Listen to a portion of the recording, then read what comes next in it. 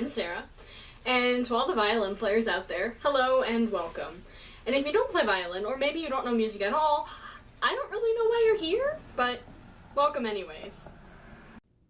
Alright, so today we're going to be talking about chords. First of all, what is a chord? Quite simply, a chord is a set of 3 or 4 notes played at the same time, and they're written like this, with the notes stacked on top of each other. Now that presents a slight problem. Double stops, or playing 2 notes at the same time, is really easy because it only requires the bow to be on 2 strings. Sadly, it is impossible to play on 3, and definitely not 4 strings at once because, well, physics just doesn't work that way. So in order to play a chord, we're going to have to break it down into 2 sets of double stops. Take, for example, this G major chord with G, D, B, and G. Here are the notes all by themselves.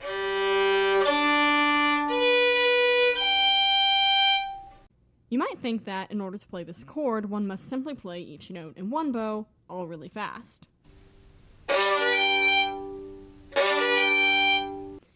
And while that doesn't sound bad, there is a much better way. This can be broken into 2 double stops, D, G and D, and B and G. What we now want to do is to play that right next to each other and eventually in the same bow, like this.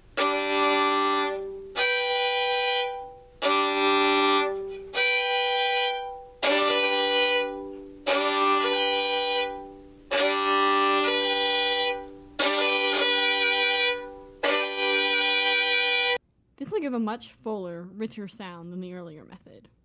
You can follow this same process for playing a 3-note chord. Let's do this D major chord.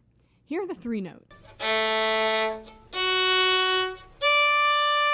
For this one, the 2 double stops we use are A and F and D, and then after that we just do the same thing that we did the G major chord.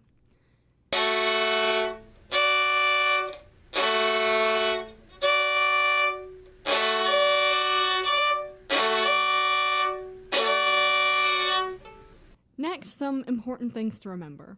Firstly, it's really important that you sustain bow pressure throughout the entire chord. It's tempting to have an initial burst of pressure and then let it be wispy towards the end of the note.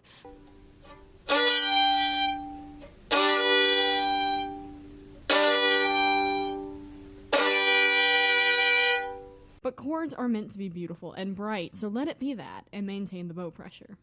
Secondly, intonation is key.